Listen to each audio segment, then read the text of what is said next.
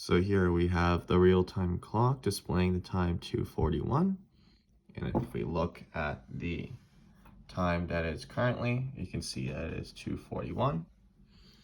And so in roughly a minute after this recording has started, this time will change to 2:42. And so you can see from the camera something that we'll discuss later in the video, which is persistence of vision, or you can see the flashing of the different segments. And then over here you can see we have the breakout board for the real-time clock, as well as the 2 shift registers.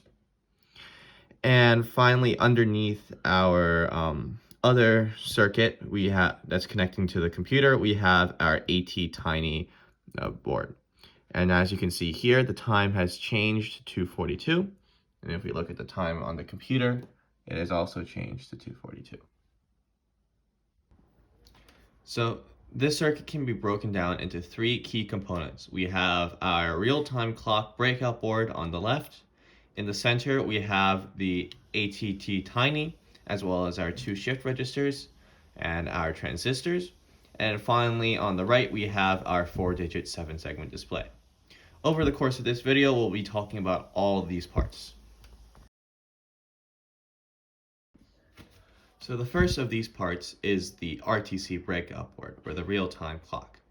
And that can, in itself, can be broken down into 4 different components. We first have the real-time clock, we have the crystal oscillator, the coin cell battery, and the capacitor. And essentially what this breakout board is capable of doing is it's capable of keeping track of time even without an external power source. So once we give power, we can show the time, but if we disconnect the power, then we can use this real-time clock board in order to continue to count the number of minutes, seconds, hours, days, and months that continue to pass even without an external clock supply. It is able to do this with the coin cell battery, which provides the power it needs, and the crystal oscillator and the capacitor ensure that the RTC is oscillating at the proper time intervals in order to keep track of these seconds, minutes, months, days, years, etc. And so this is essentially how we can dynamically keep track of the amount of time in the clock, so that when you turn it off, it doesn't mean that when you turn it back on, you'll be right back where you started. You'll be at the correct time interval.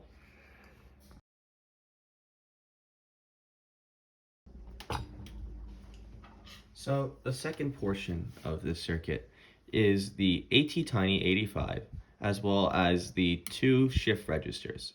Now the AT-Tiny 85 is where we have the software of the circuit. So it's connected to the Arduino IDE, and it is communicating with all these devices. In fact, it is how the real-time clock breakout board is able to keep the time, because once the code has started and the circuit has begun to start working, the AT-Tiny 85 will convert the minute and hour values from decimal form to BCD form and have the real-time clock store it.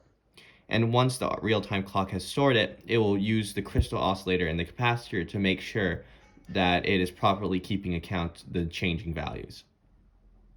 Okay, and so the AT-Tiny 85 is also connected to the 4-digit 7-segment display through the shift registers. So for example, the shift register on the left is connected to all the 7 segments. So it controls the states of the 7 segments, whereas the right shift register is connected to all of the 4 digits.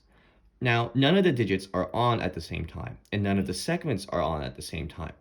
So how are we able to see the time? Well, this is through something called persistence of vision. So as we know from shift registers from previous projects, what happens is it will store value in this first bit, and then at the next clock signal, it'll shift to the next bit on the right. And so it will continue to do that, and as long as we do it quick enough, say more than 12 per second, 12 frames per second, we can have something called persistence of vision, where our eyes will merge these shifting segments and digits into one stable image. And so how does the AT-Tiny 85 get the time? Well, these are through 3 functions. We have get time, show time, and a third function. And so in the next segment, we will go over these software components. Okay, so this is the code being used in this circuit. And now there are a lot of variables, there are a lot of arrays and more variables and methods that are being used, but we can separate it into 2 key arrays and 3 key functions. Now, the 2 key arrays are our segments array, which gives us our values for the different segments. So for example, if we want to show a 1 on a digit, we would use B00110000. And so that would be how we tell the four-digit 7-segment display what values to display. And a bit lower, we have the buffer array. So the buffer array stores 4 values, 4 zeros, and these are the values for the different digits. So this is how we'll set the values for the digits, and then we'll use those values to show on the segments. And we also have 3 main methods. We have the set time date method, which is how we communicate with the RTC. We begin transmission with the RTC, and then we convert our decimal values into BCD values for all our values and send them to the real-time clock in order for it to store it and for it to use its crystal oscillator to make sure that the time is moving correctly. We then have our getTimeDate function, which is used to confirm that the time and date were written properly.